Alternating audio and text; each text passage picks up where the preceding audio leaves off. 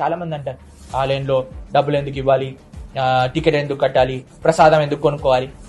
లేదయ్యా, నీ ఆస్తి మొత్తం ఆలయానికి రాసి ఇచ్చేసేయి, అప్పుడే మేము డొనేషన్ బాక్సే పెట్టాము. అంటే డబ్బే అన్నిటికీ పరిష్కారమా? మీరు చెప్పండి, మీరు డబ్బులు లేకుండా ఈ కెమెరా కొంటారా, ఈ మైక్ ఉంటుందా, ఈ లైట్ ఉంటుందా, ఈ ఆఫీస్ ఉంటుందా, ఈ చైర్ ఉంటుందా? మీరు డబ్బులు లేకుండా ఇక్కడ పనిచేస్తున్నారా?